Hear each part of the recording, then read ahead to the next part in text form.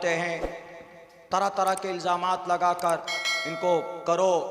जो आज वही दिल्ली के अंदर में जुमे की नमाज हफ्ते में एक दिन आती है ना, इज़ा नूदिया लिस्सलाति मिन यौमिल जुमअति फसअू इला ज़िक्रिल्लाहि व ज़रुल बै', एक दिन जुमे की नमाज आती। उस नौजवान को घूसा मारा गया, लेकिन उस नौजवान ने पलटकर कोई जवाब नहीं दिया। अगर वहीं पर किसी पूजा प्रार्थना करने वाले को थप्पड़ मारा जाता तो आग लगा दिया होता। कुछ नौजवानों ने, हिंदुस्तान के हिंदू भाइयों ने भारत के अंदर में, उनका घर पर बुलडोजर चल चुका होता। लेकिन सिर्फ सस्पेंड कर दिया पुलिस वाले। सस्पेंड नहीं, जेल में डालो उसको। नमाज के वक्त में कैसे हाथ उठाया? नमाज के वक्त में हाथ नहीं उठाया जा सकता। किसी की पूजा के वक्त में जब हाथ नहीं उठाया जा सकता तो नमाज तो बदरजे औला।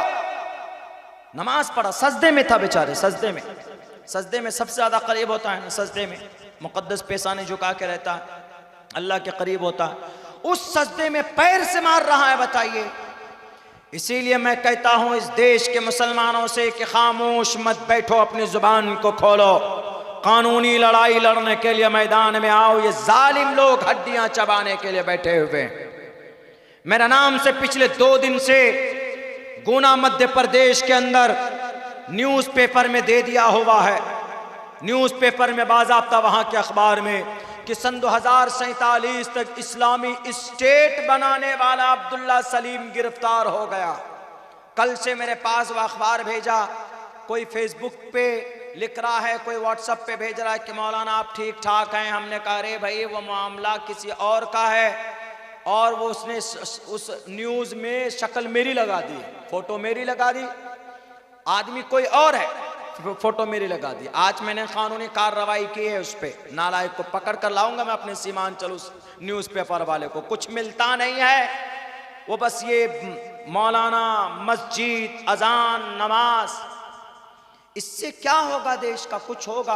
अरे कुछ करना है तो गरीबों की मदद कीजिए, बेकसों की मदद कीजिए। हमारे नबी पाक अलैहिस्सलाम भूखे रहते थे, लेकिन कभी भी आप किसी साइल को वापस नहीं जाने देते थे। वम्मस्साइल फला तनहर, कभी भी नहीं झिड़कते थे आप। गरीबों की मदद करो ना। उस पर कानून नहीं बनेगा, कानून बनेगा तो कुरान पर बनेगा कि नहीं जी इस्लाम में यह कानून गलत है, यह कानून नहीं होना चाहिए। मेरे मुसलमानों, आपको आपकी शरीयत बचाने के लिए मैदान में आना पड़ेगा, वरना अभी एक और इल्जाम लगा, पता है, ग़ज़वा हिंद वाला, ग़ज़वा हिंद का फतवा, एक बड़ा इदारा है ना उत्तर प्रदेश में, हनफी मसलक के लोगों का बड़ा इदारा माना जाता है। जैसे सल्फी मसलक के लोगों का बनारस के अंदर है, वो अलग मसला है, वो मसलकन किसी का, कोई किसी से जुड़ा हुआ, कोई किसी से जुड़ा हुआ। लेकिन जब ये जालिम लोग आते हैं ना मैदान में, आपको टारगेट करते हैं, तो फिर ये आपको एक नज़र से देखते हैं। मौलाना जर्जीस भी, जाकिर नाइक भी, मौलाना कलीम भी, मुफ्ती अब्दुल समी भी, सब एक प्लेटफॉर्म पर आ जाए। वो सब आप सबको एक समझते हैं, और बड़ी दुर्भाग्य है कि हम मुसलमान अपने आप को एक नहीं समझते। इस कौम को एक प्लेटफॉर्म पर आना है, एक प्लेटफॉर्म पर। इबादत आपको जैसी करनी है, आप अपने कुरान और हदीस की रोशनी में कीजिए। कोई मसला समझ में नहीं आता है तो आप अपने अपने उलमा से समझिए, लेकिन समाजी एतबार से टोटल कलमा पढ़ने वालों को एक प्लेटफॉर्म पर आना होगा। नहीं आएंगे, बिखरे हुए रहेंगे, तो पता है क्या होगा? एक एक करके चुन चुन कर जेल के अंदर डाल दिए जाएंगे, चुन चुन कर, कोई बोलने वाला नहीं होगा। तो उन्होंने क्या कहा? ग़ज़वा हिंद एक हदीस है नसई के अंदर, उसके अंदर में ये बात लिखी हुई है कि अल्लाह के नबी फरमाते हैं कि एक ग़ज़वा होगा हिंदुस्तान में, जंग होगी, लड़ाई होगी। उस जंग में जो भी शरीक होगा और शहीद होगा, उसका बहुत बड़ा दर्जा होगा। इतनी बात है और कुछ नहीं है। तो पता है किसी ने दारुल देवबंद में जाकर पूछा, सवाल किया उस हदीस के बारे में, तो उन्होंने बताया कि ये हदीस है नसई में, मुस्नद अहमद में, 2 किताब में है। उसकी सही हदीस है, उसकी सेहत के एतबार से कितनी स्ट्रॉन्ग है तो उलमाए हदीस बताएंगे, लेकिन नसई के अंदर में है, नसई साहिह सित्ता में से आती है। बुखारी है सबसे बड़ी किताब, मुस्लिम शरीफ है, तिरमिजी है, अबू दाऊद है, इब्न माजा है, नसई है, मुस्नद अहमद है, तो उन्हीं में से हदीस है। तो देवबंद में दारुल में किसी ने पूछा कि भाई ये जो हदीस है ग़ज़वा हिंद का शॉर्ट, ये समझिए आसान लफ्जों में, जंग, भारत से जंग, ग़ज़वा हिंद, ग़ज़वे मतलब वो जंग जिसमें अल्लाह के नबी बजाते खुद शरीक हुए हों, हिंद का मतलब हिंदुस्तान। तो उन्होंने इसका मतलब क्या लिया, ये एक हैं यति नरसिंहानंद जी, उन्होंने कहा कि इस्लाम में जो हदीस की किताब है, उस हदीस की किताब में भारत से जंग करने की तैयारी बताई गई है।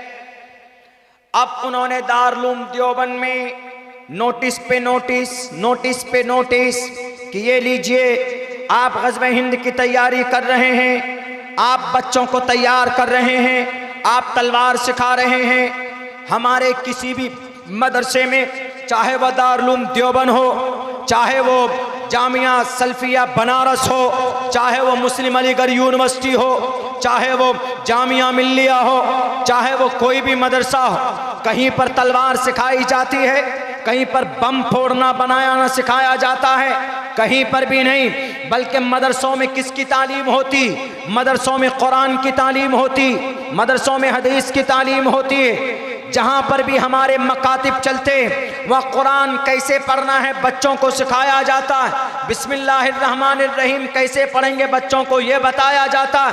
हमारे मदरसों में जंग की ट्रेनिंग नहीं दी जाती। दारुल देवबंद में ग़ज़वा हिंद का आरोप लगाकर उसको तोड़ने की कोशिश की जा रही है। भारत के मुसलमानों को एक प्लेटफॉर्म पर आकर उसका विरोध करना चाहिए, उसकी कानूनी लड़ाई लड़नी चाहिए। इसलिए कि अल्लाह के नबी की हदीस भी है, मन रअा मिनकुम मुनकरन फल्युग़य्यिरहु बियदिही।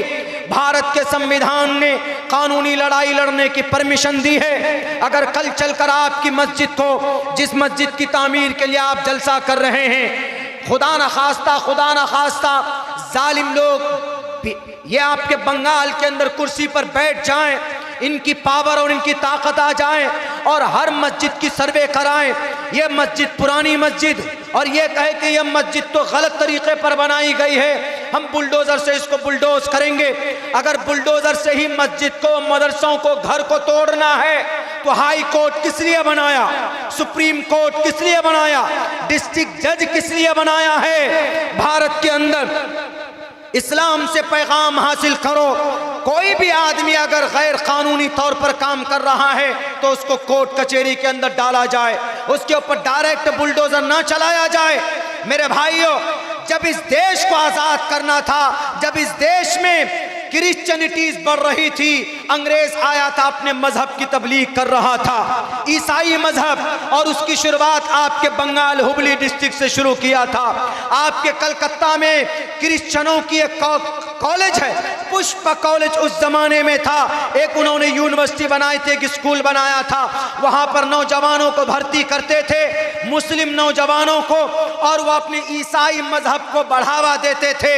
लेकिन जब देखा पूरे भारत के अंदर ये ईसाई मजहब की तबलीग कर रहा है क्रिश्चियन, तो एक आलिम दीन शाह वलीउल्लाह मुहद्दिस देहलवी 1842 के अंदर वो उठते हैं और फिर कुरान का तर्जमा लोगों के सामने पेश करते हैं, कुरान करीम पढ़कर सुनाते हैं, कुरान का दर्स देते हैं, ताकि इस्लाम इनके दिलों में जिंदा हो, क्रिश्चियन से मोहब्बत ना करे, क्रिश्चियन मजहब से अपने क्रिश्चियन मजहब को ना कबूल कर ले। मौलाना शाह वलीउल्लाह मुहद्दिस देहलवी, उनका इंतकाल हो जाता, उनके बेटे शाह अब्दुल अजीज मुहद्दिस देहलवी आते, वो तफसीर लिखते हैं, कुरान करीम की तफसीर लिखते हैं, उनका इंतकाल हो जाता है। और उन्होंने इस देश के अंदर धर्म को भी बचाया है, मौलाना शाह अब्दुल अजीज मुहद्दिस देहलवी ने, और फिर अपने इस मुल्क को भी बचाया। उन्होंने एक तरफ मदरसे बनाए, दूसरी तरफ मुजाहिदीन को पैदा किया। मदरसों से हमारा धर्म बचता है और मुजाहिदीन से हमारा देश बचता है। दारुल देवबंद की बुनियाद डाली गई 1866 के अंदर। किस लिए? बुखारी पढ़ाया जाए। बुखारी शरीफ है, बुखारी शरीफ कुरान करीम के बाद सबसे मुस्तनद किताब अगर कोई है तो बुखारी शरीफ। मैंने बुखारी की पहली हदीस इन्नमल अमालु बिन्नियात, ये पहली हदीस है। इन्नमल अमालु बिन्नियात बड़ी हदीस है, छोटा टुकड़ा है। मैंने ये हदीस शरीफ 31 सनद के साथ जनाब मोहम्मद रसूलुल्लाह सल्लल्लाहु अलैहि वसल्लम से पढ़ी। मुझे सनद तक याद है, एक एक लफ्ज याद है। मैंने यह हदीस शरीफ मुफ्ती सईद अहमद साहब पालनपुरी से पढ़ी, उन्होंने मौलाना फखरुद्दीन अल्लामा इब्राहिम बलियावी से पढ़ी, उन्होंने शेखुल इस्लाम हुसैन अहमद मदनी से पढ़ी, उन्होंने अल्लामा अनवर शाह कश्मीरी से पढ़ी, उन्होंने शेखुल हिंद मुफ्ती महमूद हसन से पढ़ी, उन्होंने कासिम नानोतवी से पढ़ी, उन्होंने शाह अब्दुल गनी मुजद्दिदी से पढ़ी, उन्होंने शाह मोहम्मद इसहाक देहलवी से पढ़ी, उन्होंने शाह अब्दुल अजीज मुहद्दिस देहलवी से पढ़ी, उन्होंने शाह वलीउल्लाह मुहद्दिस देहलवी से पढ़ी, उन्होंने शेख अबू ताहिर कुर्दी से पढ़ी, उन्होंने इब्राहिम कोरानी कुर्दी से पढ़ी, उन्होंने हज्जार इब्न सोहना से पढ़ी, उन्होंने शन्नावी से पढ़ी, उन्होंने अल्लामा रमली से पढ़ी, उन्होंने ज़करिया अंसारी से पढ़ी, उन्होंने हाफिज इब्न हजर अस्क़लानी से पढ़ी, उन्होंने तन्नूखी से पढ़ी, उन्होंने ज़बीदी से पढ़ी, उन्होंने अबुल वक्त से पढ़ी, उन्होंने दाऊदी से पढ़ी, उन्होंने इब्न हमूया से पढ़ी, उन्होंने फिरबरी से पढ़ी, उन्होंने इमाम बुखारी मोहम्मद बिन इस्माइल बिन इब्राहिम बिन मुगीरा बिन बर्दिस बतल जोफी अल अमानी इमाम बुखारी से पढ़ी। और इमाम बुखारी ने यह हदीस शेख हुमैदी से पढ़ी, शेख हुमैदी ने हदीस सुफियान बिन उयैना से पढ़ी, सुफियान बिन उयैना ने इस हदीस को मोहम्मद यहया बिन सईद अंसारी से पढ़ी, यहया बिन सईद अंसारी ने मोहम्मद बिन इब्राहिम तैमी से पढ़ी, मोहम्मद बिन इब्राहिम तैमी ने सहाबी रसूल हजरत अलक़मा बिन वक्कास लैसी रज़ी अल्लाह ताला अन्हु से पढ़ी। हजरत अलक़मा फरमाते हैं कि समिअतु उमर इब्न अल-ख़त्ताब अलल मिंबर यक़ूल क़ाल नबी सल्लल्लाहु अलैहि वसल्लम इन्नमल अमालु बिन्नियात। ये है बुखारी तक हमारी सनद। तो हमारे पढ़ने पढ़ाने वाले जो मदारिस में होते हैं यही चीज़ पढ़ाई जाती है। किसी ने आज तक, यही दारुल है देवबंद 1866 में जब इसकी बुनियाद डाली गई, तब से लेकर आज तक 2 लाख उलमाए किराम पैदा हुए। 2 लाख आज तक किसी एक भी आलिम ने, कोई एक भी आलिम आतंकवाद बना? कोई नहीं बना। लेकिन फिर क्या करें? ग़ज़वे हिंद की तैयारी, अगर ग़ज़वे हिंद की तैयारी के लिए दारुल की बुनियाद डाली जाती या जामिया सल्फिया बनारस की बुनियाद डाली जाती तो वहाँ से तो लड़ने वाले पैदा होते, तलवार वाले पैदा होते। लेकिन नहीं, वहाँ से कौन पैदा होते? बड़े बड़े उलमा पैदा होते हैं, बड़े बड़े अल्लाह वाले पैदा होते हैं, अल्लाह के वली पैदा होते हैं, कुरान करीम की मुफस्सिर पैदा होते हैं, अहादीस की वजाहत करने वाले पैदा होते हैं। हाँ, ग़ज़वे हिंद अब नहीं होगा, ग़ज़वे हिंद हो चुका है। कब हो चुका है? नौजवानों ये हिस्ट्री याद रखना। 711 ईस्वी में, 711 ईस्वी में इस देश के अंदर में ग़ज़वे हिंद हो चुका है। 711 में। कब? 711 ईस्वी में। कैसे हुआ था ग़ज़वे हिंद? अगर हदीस में है, सही है, तो कभी ना कभी तो हुआ होगा। तो ये राजा दाहिर के ज़माने में ये जंग हो चुकी है। राजा दाहिर और एक तरफ कौन? एक तरफ मोहम्मद बिन कासिम अस्सक़फ़ी रहमतुल्लाहि अलैह। भारत के अंदर इस्लाम तिजारत के ज़रिए से आया, कालीकट के तरफ से, लेकिन बादशाही सिस्टम से इस्लाम सिंध के तरफ से आया। और सबसे पहली लड़ाई मोहम्मद बिन कासिम अस्सक़फ़ी ने लड़ी राजा दाहिर से। और इसी ग़ज़वे को तकरीबन अक्सर उलमाए किराम ने ये कहा है, इसी ग़ज़वे के बारे में उलमाए किराम ने ये कहा है कि ग़ज़वे हिंद हो चुका है। आज जो मीडिया वालों को मालूम नहीं है, पता होना चाहिए। मीडिया वालों, तुम तो अपना ईमान बेच चुके हो, तुम बेजमीर बन चुके हो। मोहम्मद बिन कासिम ने ये जंग क्यों की थी राजा दाहिर से, वो भी याद रखिए। एक राजा था, राजा चीरानन, जिसने भारत की सबसे पहली मस्जिद बनवाई कालीकट में। ये राजा चीरानन को उस वक्त का अमीर जो था वलीद बिन अब्दुल मलिक, तो राजा चीरानन ने कुछ तोहफे भेजे वलीद बिन अब्दुल मलिक को। कहाँ? इराक में।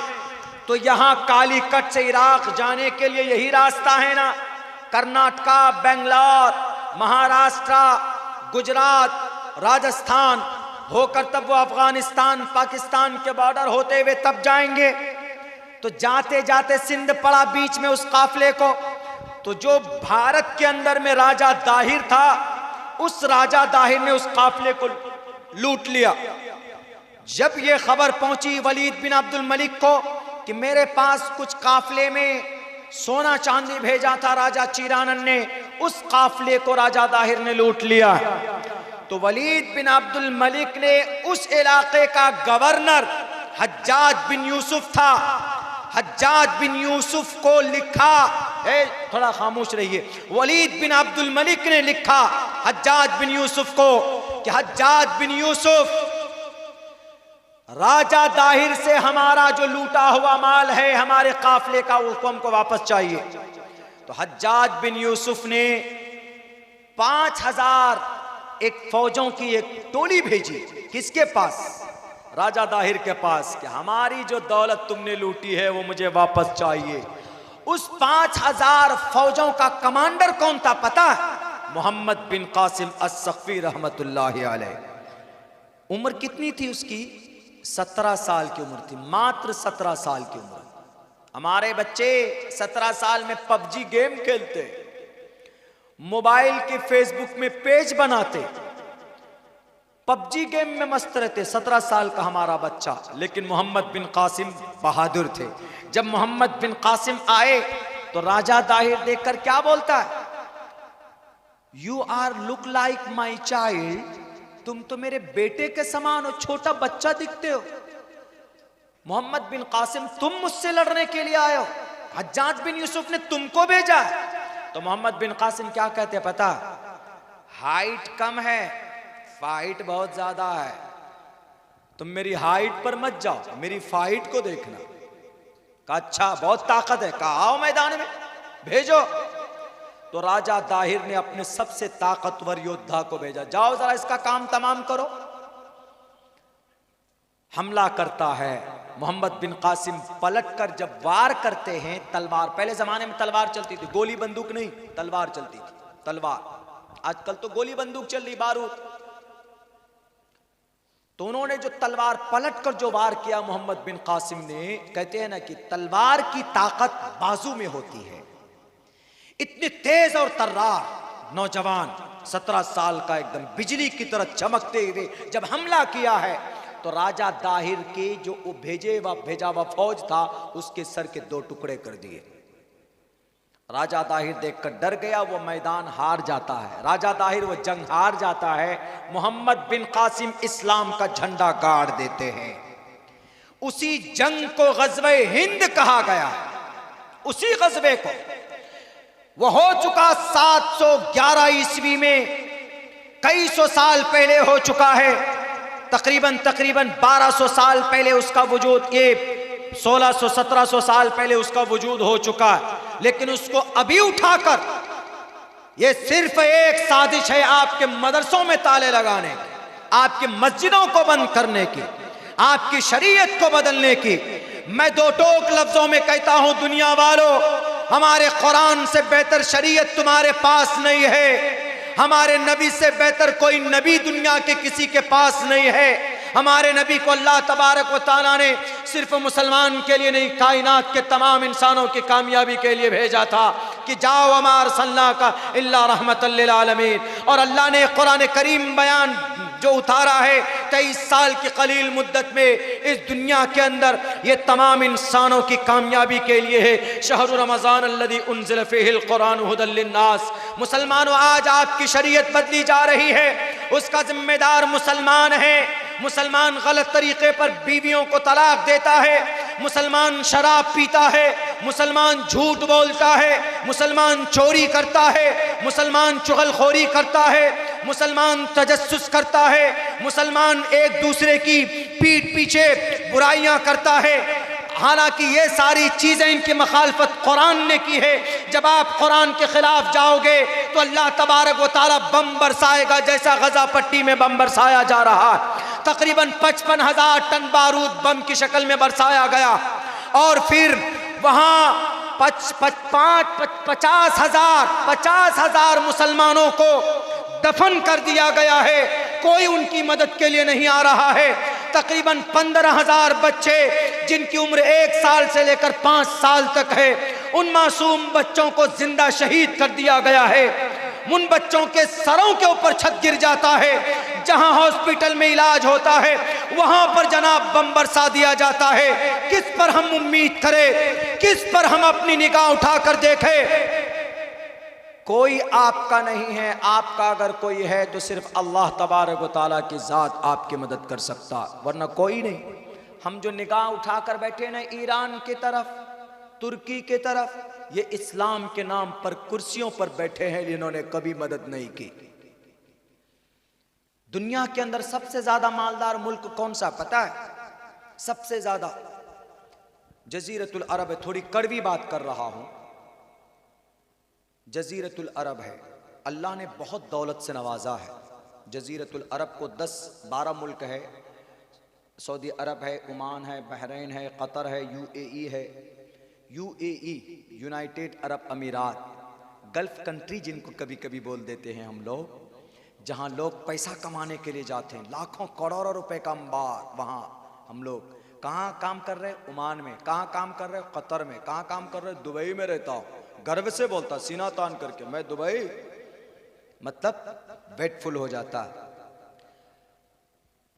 सबसे ज्यादा दौलत अल्लाह ने वहां दी। कहां? जजीरतुल अरब में। लेकिन पता है जजीरतुल अरब के बादशाह यूएई यूनाइटेड अरब अमीरात, जहां दुबई है, शहर दुबई, यूनाइटेड अरब अमीरात, इन जजीरतुल अरब में सबसे ज्यादा मालदार मुल्क है यूएई, सबसे ज्यादा। उसका जो शेख है मोहम्मद बिन जैद अन-नहयानी साहब, पता उन्होंने क्या किया है? आप जो कह रहे हो ना आज मोदी योगी हम पर बरसा, हम पर मुसल्लत हो गया है, मुसल्लत हुआ नहीं, अल्लाह ने किया है। क्यों? यूएई में जो सबसे महंगा शहर है, आपके बंगाल में सबसे महंगा शहर कौन सा? कलकत्ता। कलकत्ता में अगर आपको कोई फ्लैट मिल जाए, कोई फ्लैट घर मिल जाए बड़ा सा, फ्री में मिल जाए यूं ही, तो आपके पैर जमीन में नहीं रहेंगे, आप तो आसमान में उड़ेंगे। अरे फ्री में कलकत्ता सिटी में जगह मिल जाए तो यूएई का सबसे महंगा शहर अबू धाबी है, कैपिटल ऑफ यूएई, राजधानी अबू धाबी। अबू धाबी में 27 एकड़ जमीन, 27 एकड़ यानी 1,10,000 स्क्वायर फीट जमीन अबू धाबी में, 27 एकड़ जमीन अबू धाबी में फ्री में मोदी जी को दिया गया। किस लिए दिया गया? मस्जिद बनाने के लिए नहीं, मदरसा बनाने के लिए नहीं, कॉलेज बनाने के लिए नहीं। आप लोगों को पता है क्या बना वहां पे? मंदिर बना कि नहीं बना? मंदिर बनाने के लिए। क्या वो शेख को नहीं मालूम है कि भाई हम 27 एकड़ जमीन दे रहे हैं मंदिर बनाने के लिए? मंदिर बनाना बुत परस्ती है। नहीं मालूम था? अल्लाह ने कुरान में नहीं कहा तावनु अलल बिर्रि वत्तक़वा वला तावनु अलल इस्मि वल उद्वान? इसके खिलाफ है कि नहीं है? अल्लाह के नबी की हदीस के खिलाफ मन रअा मिनकुम मुनकरन फलयुग़य्यिरहु बियदिही, इसके खिलाफ है कि नहीं है? इन्नल्लाह ला यग़फिरु अन युशरक बिही व यग़फिरु मा दून ज़ालिका लिमन यशा, इसके खिलाफ है कि नहीं है? मैंने सन 2019 में बात की थी तो कुछ लोग नाराज हो गए थे कि अब्दुल्ला सालिम आप झूठ बोलते हैं। 27 एकड़ जमीन दी गई सन 2019 में, मुझे तभी पता लग गया था। लेकिन हमने कहा वक्त बताएगा। 900 करोड़ रुपए खर्च करके मोदी जी ने बड़ा सा मंदिर बनाया है और अभी उसकी शुरुआत करके आए उस मंदिर की। बताइए अल्लाह का अज़ाब आएगा कि नहीं आएगा? और हम कहते हैं कि मोदी योगी जालिम है। योगी मोदी जालिम नहीं, हम और आप जालिम हैं।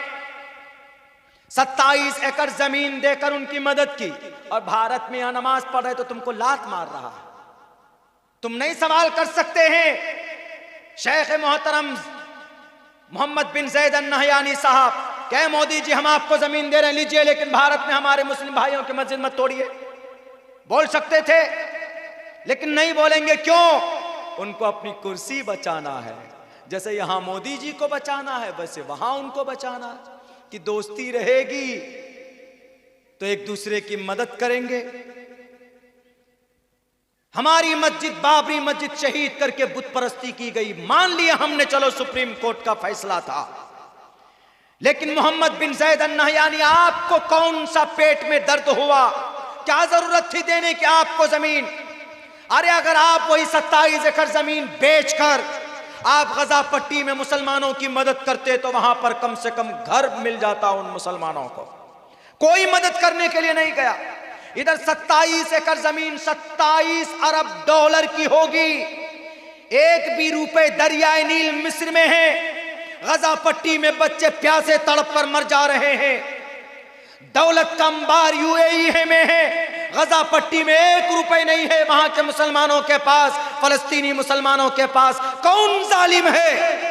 ये जालिम इसराइल नहीं है, जालिम हमारे कौम के लोग हैं, जालिम हमारे दानिश्वर लोग हैं, जालिम हमारे पैसे वाले लोग हैं। सबसे ज्यादा मालदार जजीरतुल अरब है। क्यों? सोना, चांदी, पेट्रोल, सारी चीजें कहां पैदा होती? जजीरतुल अरब में। अमेरिका इसराइल तेल कहां से लेता है? सऊदी अरब से, कतर से, ओमान से, बहरीन से लेता है कि नहीं लेता? अगर कुछ नहीं, गजा पट्टी में सिर्फ यह कह दिया जाए, जो शेख बहुत पहले 1967 के अंदर में शाह फैसल ने बड़ा इलाज किया था इसराइल का। 1967 में मस्जिद अक्सा पर हमला किया था इसराइल ने। तो शाह फैसल ने क्या कहा था पता है? अल्लाह उनकी मगफिरत फरमाए। शाह फैसल जो शेख थे सऊदी अरब के, उन्होंने सिर्फ एक बात कही थी कि ऐ इसराइल, तुमने मस्जिद अक्सा पर हमला किया, मैं तुमको पेट्रोल नहीं दूंगा, बंद करता हूं तेल की सप्लाई। 2 दिन के अंदर जंग रुक गई थी। क्यों? तेल ही नहीं मिलेगा तो टैंक कहां से चलाएंगे? तेल ही नहीं मिलेगा तो गाड़ी किधर से दौड़ाएंगे? पानी डालकर गाड़ी दौड़ाओगे? शाह फैसल ने यही कहा था, क्या इसराइल सुधर जा, नहीं तो तेल नहीं दूंगा। 2 दिन में जंग बंद। लेकिन आज भी अगर चाहते या यू अरब कंट्री के लोग, जजीरतुल अरब वाले, तो ये जंग रुक सकती थी कि नहीं रुक सकती थी? लेकिन किसी ने भी मदद नहीं की वहां के मुसलमानों की। कौन है? गजा पट्टी, फलस्तीन। 10,000 अंबिया, सबसे ज्यादा नबी बनी इसराइल के फलस्तीन में आए। 10,000 नबियों की कब्र मौजूद है, 10,000 अंबिया।